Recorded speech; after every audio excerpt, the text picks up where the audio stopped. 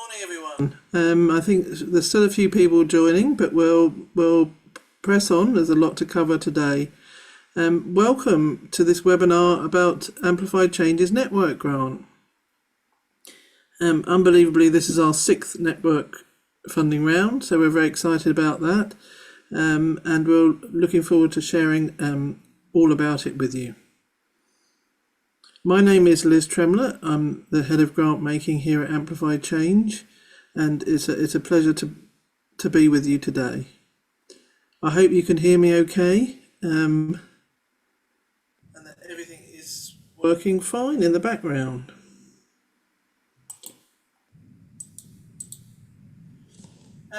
Today we're going to be using preferably the chat box for questions. So if you can write any questions that you have in the chat box, that's great. If you do write something in the Q&A, we can also monitor that as well. There is a French language webinar today at 12 o'clock. If you would like to listen to the webinar in French, there's a separate call at 12 o'clock. You can find the link to register on Amplified Change's social media. If you have any specific inquiries relating to your particular circumstances or your particular application, please can you use the inquire@amplifychange.org email address, and we will endeavour to get back to you as soon as possible. I also want to say that this webinar is being recorded and will be put up on our website within the next week or so, for you to refer back to, for you to invite colleagues to listen to, and other organisations. So if you do have any problems with connectivity, there will be a recording available shortly.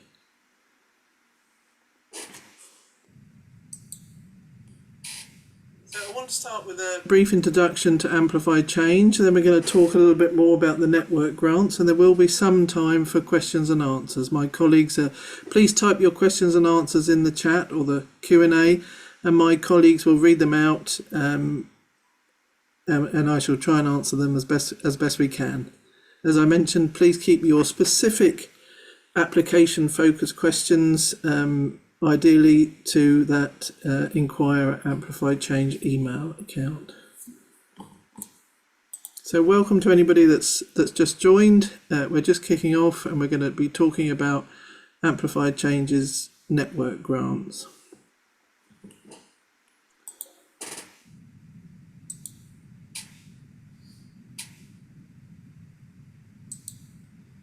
So for those of you that aren't already familiar with Amplified Change, Amplified Change is a bilingual fund in French and English, and we support local civil society organisations advocating for sexual and reproductive health and rights.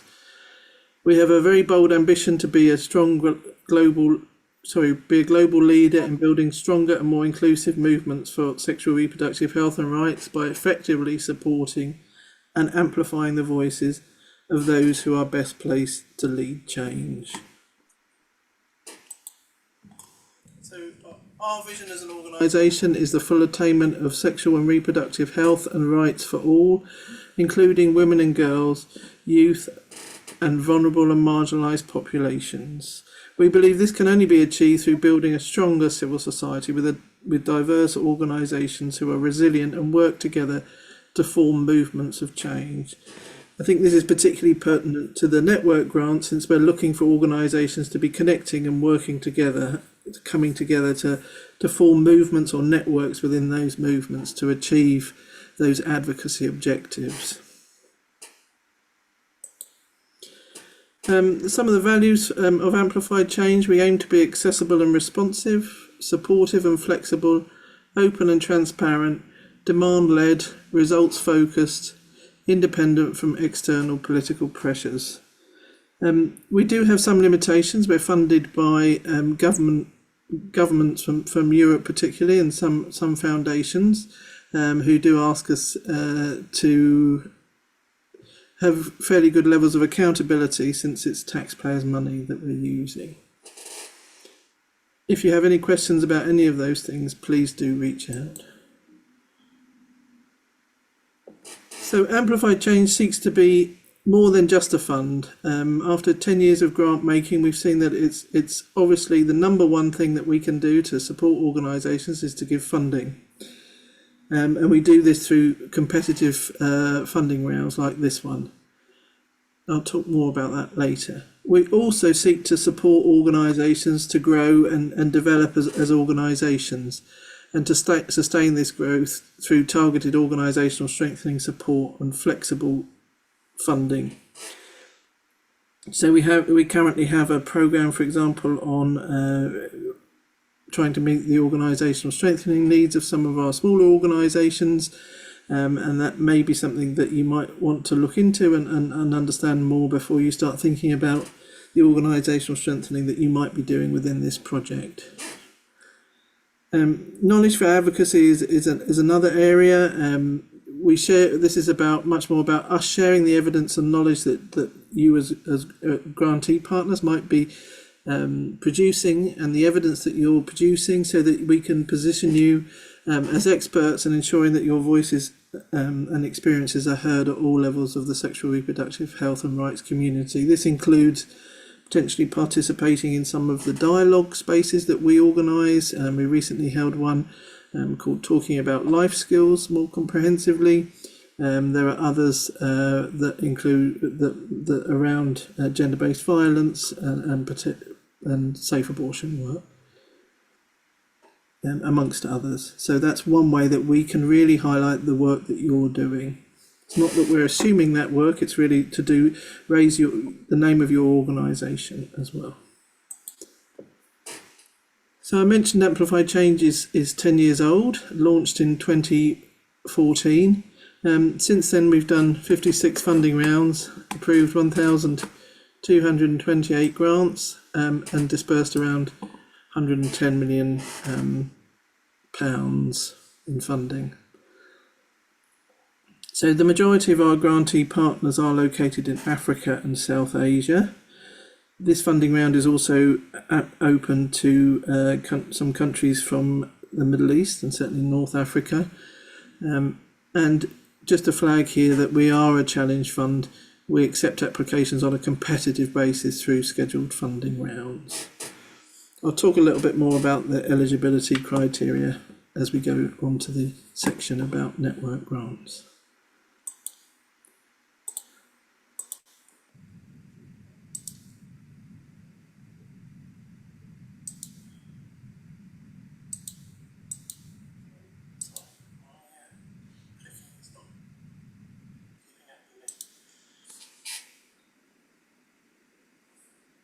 Okay, so we have 5 priority areas that we hope really cover all aspects of sexual reproductive health and rights, but we divide it into these 5 different areas so we can understand how progress is being made against these different areas. So the first one is eliminating gender-based violence, and that covers everything from sexual violence, FGM, might be sort of online violence, violence against specific communities. It's a long list there. We have challenging stigma and discrimination, which can apply to many projects, and when you're working with marginalised communities, it's a very strong flag. So we often see within that group some LGBTI organisations, potentially sex worker organisations, but it may also be relevant to work that you're doing on abortion. So broad categories. Increasing access to reproductive and sexual health. I think that's fairly self-explanatory. That's not about providing service delivery. That's about increasing access, so advocating for government, other entities to be providing better, more inclusive services for specific groups, for example. Increasing safe abortion choices, and then finally improving the sexual health of young people. So again, intentionally broad categories. We want you to be creative and think through. You might like to consider things like pleasure-based work or other sort of cross-cutting things like climate justice, and where does that fit with SRHR? These are all things that would fit in these sort of cut across all of these categories, and we'd welcome applications around those and any other things. It's very much about where you identify the need is strongest in your communities. Again, any questions, please either ask here or in the inquiry about specific themes or ideas that you have. This is the amplified change theory of change, and I know theories of change can be a little bit overwhelming sometimes, but hopefully this is reasonably simple, and I think we quite like it anyhow. So across the bottom there you can see the 4 yellow circles. These are the different grant types that we have. Above that you see the 3 ways that I've explained that we like to see projects tackling their advocacy and seeking to build movements. So that's around specifically the grants, the organisational strengthening, making sure that the organisations are robust and able to do the work, and then that knowledge for advocacy piece, so really putting forward the evidence and making sure that change happens. Above that there are 4 ways or outcome areas, ways that we believe that change is likely to happen. That's around increasing individual awareness of sexual reproductive health and rights as human right, increasing access to SRHR resources, information and services through that advocacy work. So again, not service delivery. Transforming social norms, this applies across certainly all of the thematic areas, and making changes in and the implementation of policies and laws. And then broadly across all of those is this idea about building stronger, more inclusive movements. So your project may include all 5 of those. It may include, you may just decide to focus on a couple of those aspects, and be conscious that some of those other things may happen as a result of the work that you're doing. The particular focus that you have may not be yet ready for policy and law change. There may be a lot more of the sort of groundwork needs to be done in order to get to that point. And that's absolutely fine. You don't have to include all 5 of those in your project. And then just the line across the top there is indicating the 5 thematic areas that I've already mentioned: GBV, abortion, etc. And then the overall vision is the full attainment of SRHR for all, including women, girls, youth, and vulnerable and marginalised groups. I'll just pause and let you look at that a little bit more. You should be able to map a pathway through that theory of change for your project.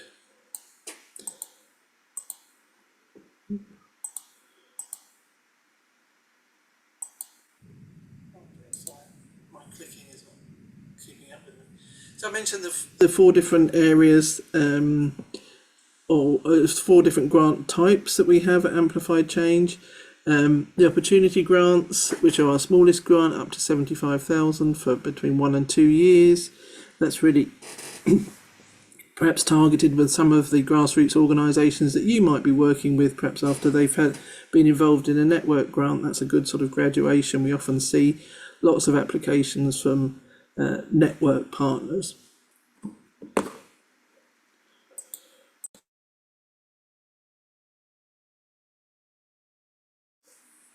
The next level of funding is the strengthening round, and that's up to 200,000 for 2 to 3 years. These tend to be more established organisations that have spent more time organising and strengthening themselves to be able to do perhaps more significant advocacy work, perhaps at a national level, for example. And then the network grants, we've made some changes this time, and I'll talk a little bit more about that, reducing the size of these grants to make them more accessible to that collaboration and that network aspect of that we're seeking in this movement building, particularly from these network grants. And then finally we have this partnership grant, which is really a grant for on-granting. So it's about making sure that there are grant makers available at a local level. So a little bit more of a sort of localisation agenda coming through there.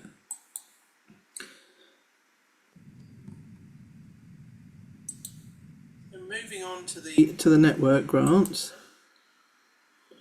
Do I need to pause there? Is there any questions around anything that we've come up against that I've spoken about already?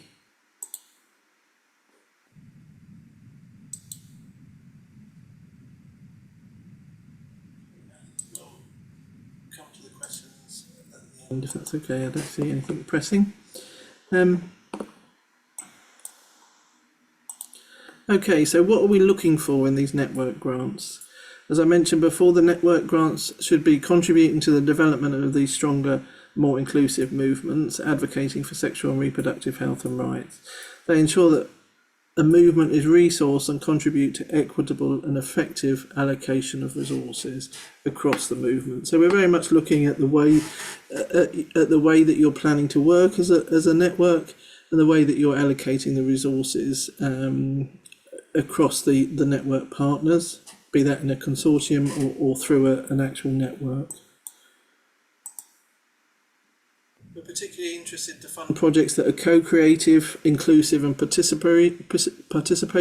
So, please do talk a little bit about the methodology and the way that you're working across that sort of consortium or the network that you're coming in with. We really are looking for that strong working together in these grants. We're looking for projects that propose an effective approach to ongoing monitoring and relationship building with civil society organisations. So this may include inclusive leadership, connecting and community building, and then linking and learning as well. So making sure that what's happening within this project is sort of disseminated and is accessible to others and is meaningfully contributing towards that sort of the change that you're seeking to see in your context. So but there have been some changes to the network grant, and we've been listening to our current grantees and also applicants. We've seen a lot of networking and collaboration happening across our own platforms that we have for grantees, particularly with the focus on organisational strengthening, and we've decided to sort of reduce the size of this grant to include some of the smaller sized networks, so that it's a more inclusive approach to supporting grassroots initiatives. I'm happy to answer any questions on that if they come up towards the end as well. Networks obviously can be complex to manage, and we are looking for organisations with strong management systems in place or to be put in place during the life of the grant. We encourage you to be realistic and apply for the amount that is best for your organisation and network and the project. So please do be realistic. You don't have to apply for 600,000. You can apply for 225,000 if you're working potentially at a more localised scale, or that's more realistic for the size of your organisation or your grouping. You can only apply as a single organisation. Unfortunately, that's just the way that AmplifyChange is able to accept applications. So you can't put together the combined expenditure from the consortium partners. So that we're looking for this strong organisation to lead the work and make sure that those sorts of management systems are already in place.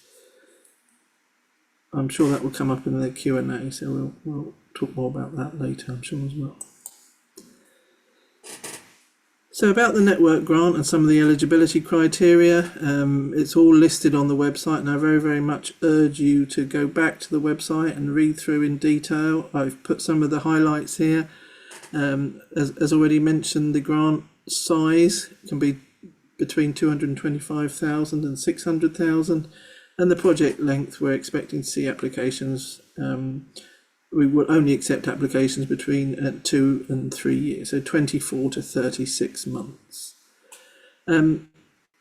As with all Amplified Change grants, up to 40% of the grant can be used to support the costs of organisational development and boosting that organisational effectiveness. So if you feel like the organisation needs to make a bit of a step change, or in order to be able to be supporting a movement or a network, then there's the opportunity to include some of those costs as well. Please also look at the policy around indirect costs.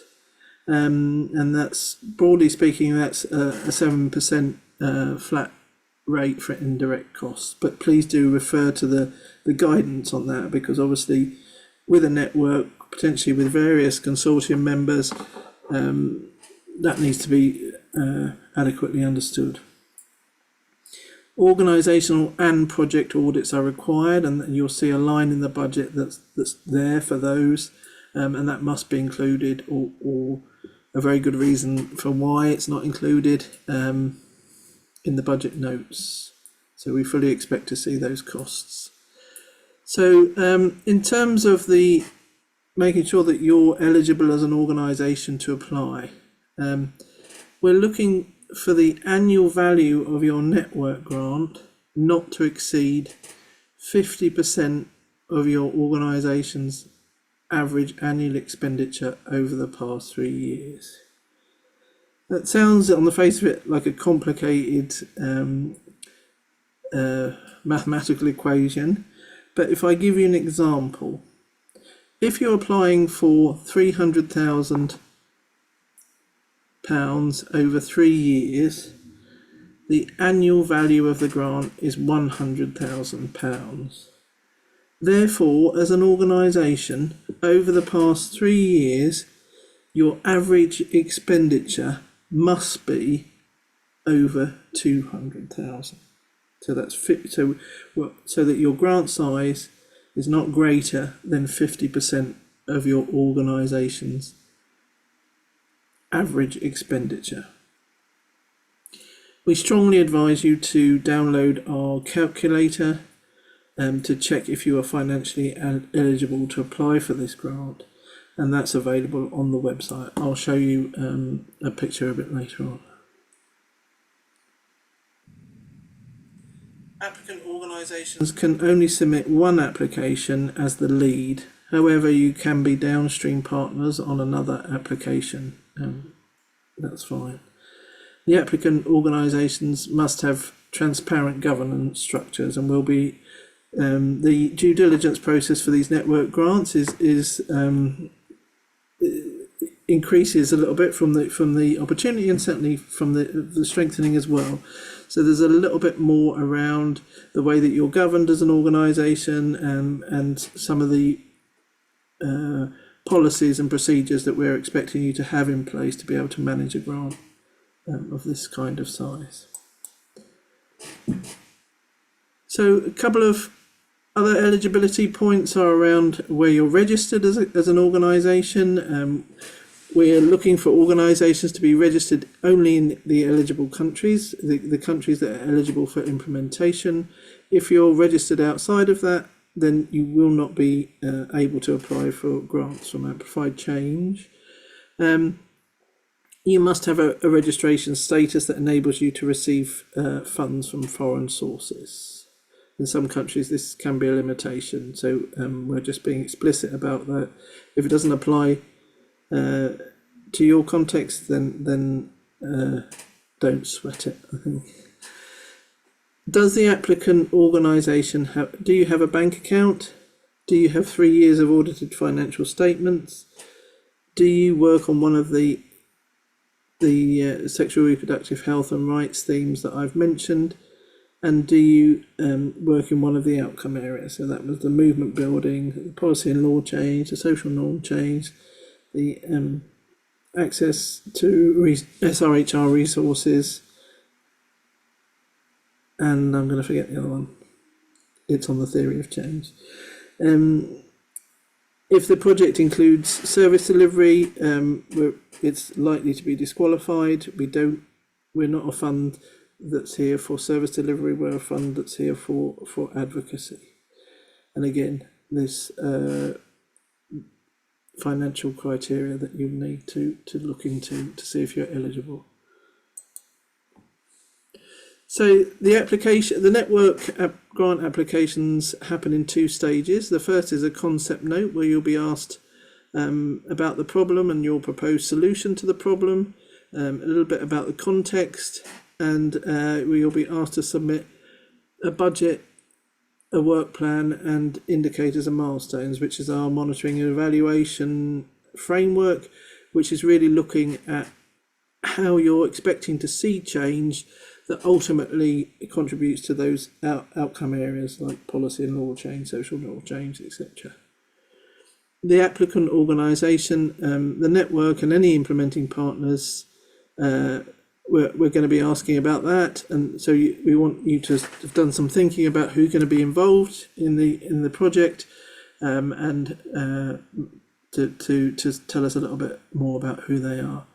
The second stage is a final application or a full application where we will come to you and invite you to provide some additional information to the concept note. So we're not anticipating that you would change the concept note very much. There may be some changes, but really that final application is a little bit more of a worked up application process. But you will be invited to apply for that one.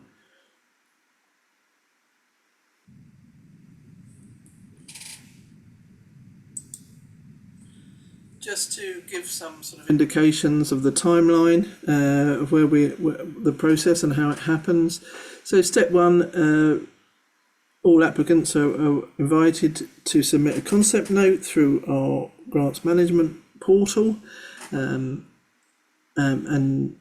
please do. There's a lot of guidance and information about using that portal. If you're finding something frustrating or you're not able to do what you expect to be able to do, then please do look at the guidance in the first instance, and if it's still not working for you, you can message us on the inquire@amplifychange.org email. So then we shall review all of those applications, firstly checking if they're eligible and then seeing if they're worthy of funding. So some initial sort of processing going on at this stage into July and August.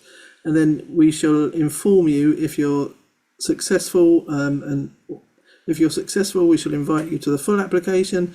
And if you're not successful, you'll be informed of that outcome we expect in September.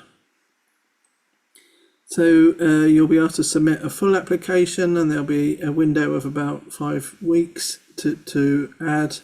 And the expectation is that you'll be going out to your partners and talking to them a lot more about the detail of the project and the way that you want it to work, the way that funding is flowing through to the different organisations, and then you can submit that application. We shall go through it will go through a review by an independent panel of reviewers in November-December time, and then we expect the outcomes to be made in either late December or early January. We're looking at trying to tighten up that timeline a little bit.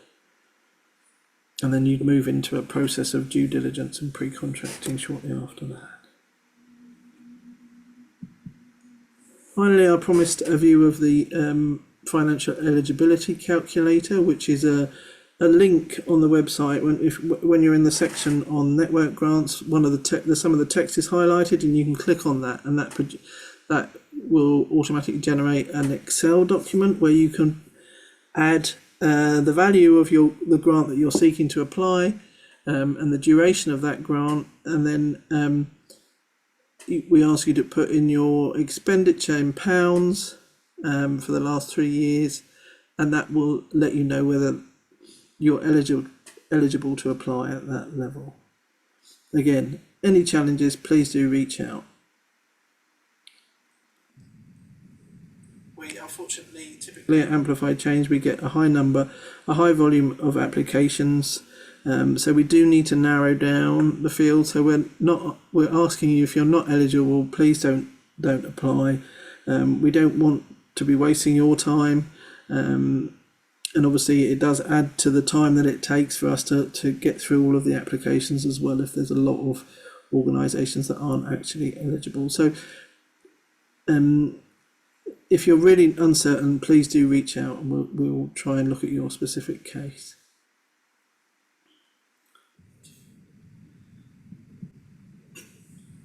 So that's all from me. I would just say that we do have a frequently asked questions section on our website where you can find a lot of questions already outlined and answered. Some of these questions undoubtedly will come up today, but there, if you need to, on the website you can refer to some of the frequent questions that we do get around our grant making. Does anybody want to ask me some of the questions that are popping up so that we get them on the recording as well? There's quite a few questions here, Liz, on the Q&A that we can answer. So the first one is, please can a network apply through a fiscal host, or can we write as a consortia with member organisations? I think we prefer you to come in as a consortium rather than a fiscal host. Unless there's a very specific reason for the fiscal host option, we would prefer you to come in as a consortium, but unfortunately, as I mentioned before, you'd have to apply as a lead organisation in terms of that financial eligibility. So you can't combine the expenditure of the consortium and use that to apply. Lovely, thank you. And next question, can a national organisation subgrant an international organisation? Yeah, it's possible to do that. We sometimes see international organisations coming on board for projects to provide things like specific sort of technical assistance. I think it would be useful to understand the relationship and why that international organisation is being invited on as a partner rather than finding a kind of more local grassroots organisation. So we would be seeking to understand that. Okay, next question. Does a regional network, sub-Saharan focused, hosted by a global organisation for now qualify? The aim is to be independent in the short to long term. But you're not currently independent, so that may be challenging for us. I think that may be a specific question that it might be worth sending to our inquiry inbox, and we can perhaps understand the specifics of your situation to be able to best advise on that. Sorry not to give a more concrete answer, but I think it's probably a bit more case by case. Great. And next question, could a network member apply as the lead applicant instead of a network host, for example?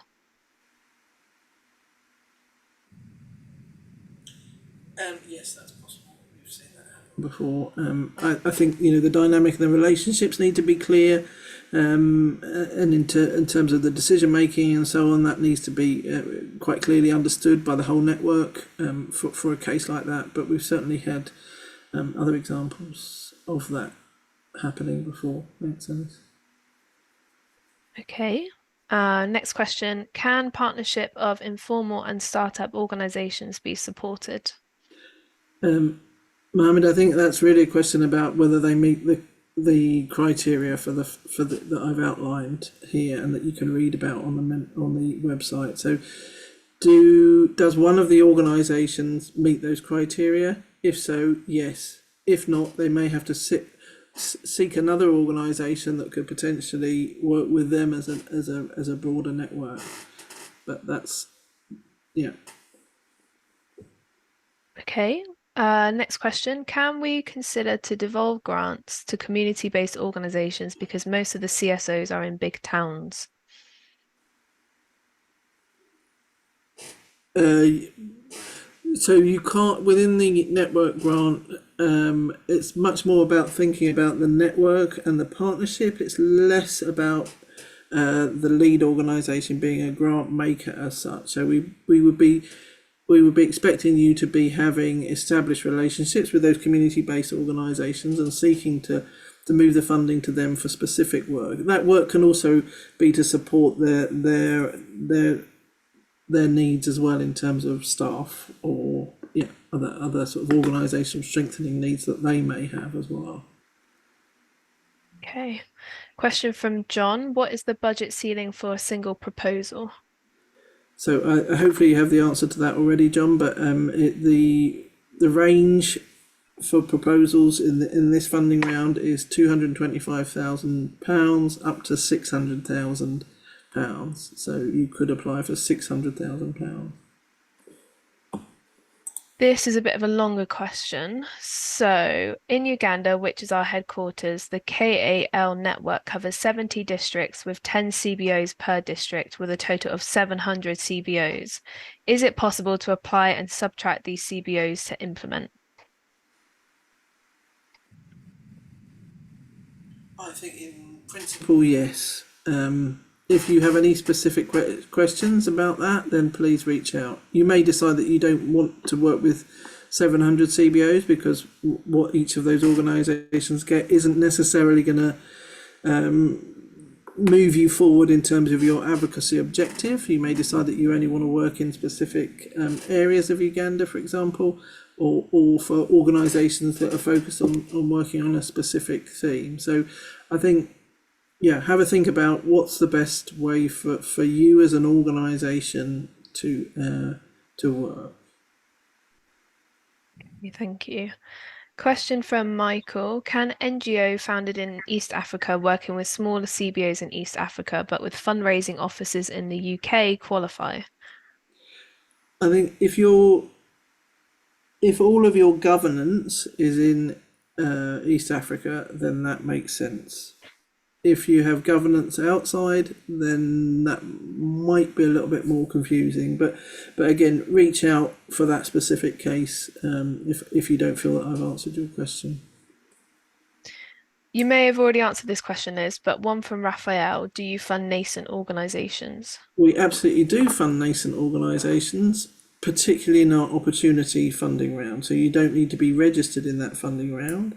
But for this network round, you would need to be registered, and we would be looking at 3 years of audited accounts, audited financial statements for a grant in this category because they're larger grants. So for nascent organisations, I'd tend to direct you more to the opportunity funding round,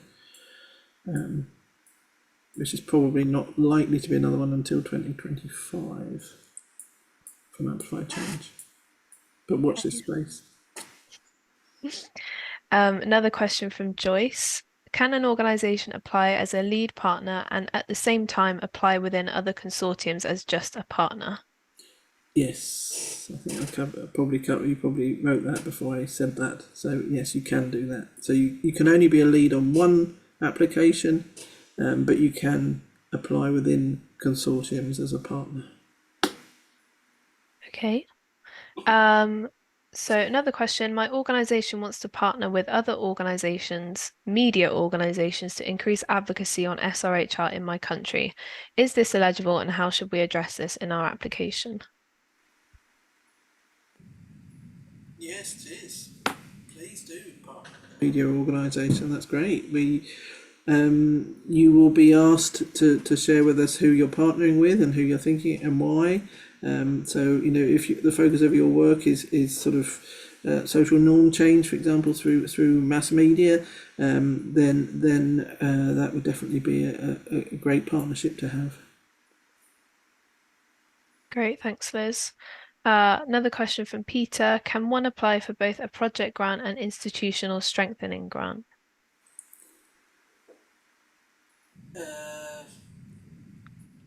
All of our grants are project-based grants, so the strengthening grant is just a slightly larger grant. Maybe the names are a little bit misleading, but you can apply for multiple funding rounds. So if you have if we open another round later on, whilst this process is going on, seems unlikely, but we might, then you could apply for that round as well, even if you have a pending application with the network. Liz. Can two organisations co-lead? Unfortunately, not in terms of the financial eligibility, so you can't combine your funds for that financial eligibility. We do need one organisation to have that kind of strong leadership. But in terms of the management and the way that the project is managed and created, you can certainly have two or more organisations very involved in that. Okay. Another question. If our entity is a profit-making enterprise, can we be eligible for this opportunity? I think that's probably a specific case that I'd ask you to reach out to the inquire inbox for that and give a little bit more detail about the specifics rather than do that here. That's okay. It doesn't usually, it's usually not a problem, but it would be good to hear a little bit more. Okay. This is a question about financial eligibility. So for the annual value of the network, the 50%, does that entail the lead organization's budget or 50% of the total value of all the collaborating organizations? So that's just the lead organisation's budget. We can't take into account all of the collaborating organisations, unfortunately. We're looking for that leadership or that strong management ability to be able to sort of have the oversight of the funds and be in charge of and be ultimately accountable for the reporting. Okay. A question in terms of the themes. Can my organization apply for different themes, or how many themes can an organization work on? You can work on as many themes as you like. I would advise you to try and keep a little bit of focus if you're really trying to see a specific change.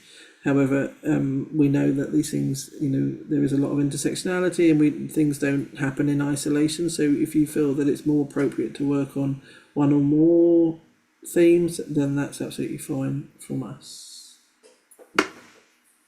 Are we required to upload the project work plan alongside the concept notes? Yes. Yeah. That's part of the documentation. Yeah. Can we provide P&L statements where a financial audit hasn't been done? I'm going to ask somebody else from AmplifyChange on the call just to push that one over to Geraldine, that question, and we'll come back to it if somebody doesn't mind just quickly asking her. I'm going to check that one for you. Great, thank you. How many organizations apply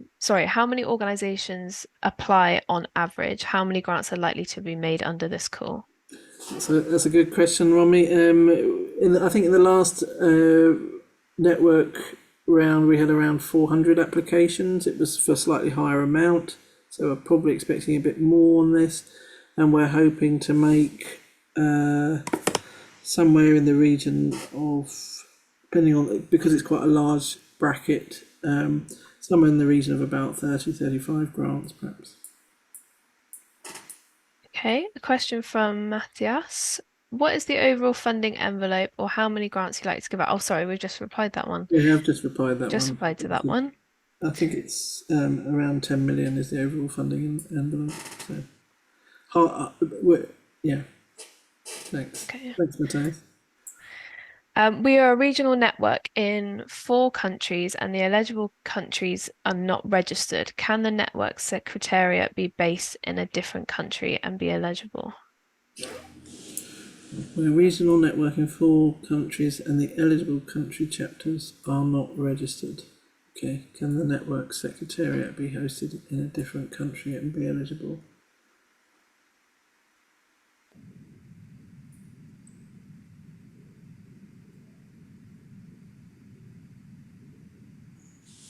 That's not looking too good for you. No, I don't think. I would urge you to come to the inquire inbox with specifics for that, about which countries you're referring to. And we can hopefully give you a little bit more tailored guidance there to Fadsma. Thanks. Another question about annual expenditure. So for the annual value of the network, as the network grant cannot exceed 50% of the organization's annual budget, does that entail the lead organization's budget or 50% of the total value of the collaborating organizations? I believe you already answered that one. Yeah, so that's the lead Yeah. organisations. Yeah. Okay, a question from Isabel. You've talked a lot about advocacy. In our case, we first want to build a women's shelter and a restaurant that can financially support the shelter and provides women empowerment through financial independence. Once built, we will also focus on advocacy and transforming social norms, FGM. We would like to do this as a franchise model with other partners in Tanzania and Sierra Leone. Would this be, in principle, be eligible? We don't fund those kinds of costs, I'm afraid, Isabel. So we don't fund construction costs. We don't fund, the cost of vehicles, for example, and that kind of thing. We are really looking for that, for that, for that advocacy piece to be front and centre. I think the way that you frame that, it would need to be the other way around. So the focus, first and foremost, would need to be the work on the advocacy, and the shelter would have to be very much a secondary piece, because that's much more around income generation. What you're describing to me seems to be an income generation project with some advocacy. We'd rather see a whole lot more advocacy and perhaps a little tiny bit of income generation piece for that sustainability. Again, if you've got a specific question, please do present it to the email inbox. Great, thanks, Liz. Another question, is there a limited number of grants to be allocated per country? We typically have we allow ourselves to be able to moderate, so to make decisions based on no more than 10% of the funding that's available going to any one specific country. So that means that we don't end up with a funding round with all of it in one country, for example. So we do we're aiming to have a bit of a spread across different countries here. But that's the only criteria that we have. Okay. Question from John. The listed thematic areas of more than 4 and the concept planning template asks for primary and secondary only. If our design contributes to more than 2, how best can we capture this? I think it would be useful. It would be useful to talk about that in the way that you answer some of the questions. We only ask for that primary and secondary because that's the way that we're monitoring the applications, so that we can talk about where the demand is. So please highlight the 2 most important ones, and if you want to talk about some of the other areas that you're working on, then please do so in the sort of body of the application concept note. Great. A question from Nondo. A scale up of an effective advocacy model that worked well in a strengthening grant is also eligible for the network grant if it considers to including more CSOs working with inadequately served populations. Yeah, that sounds like a great option. Yeah, that sounds good. Again, if you want to have a conversation about that, then we're happy to discuss. But yeah, it sounds like a good option. A question from Saki. Can a national coalition be part of a network grant along with 2 or 3 organizations working on SRHR? Yes, it can. So that's a sort of combination of the network of being a network and also having consortium partners. That could certainly work. Saki, nice to see you here.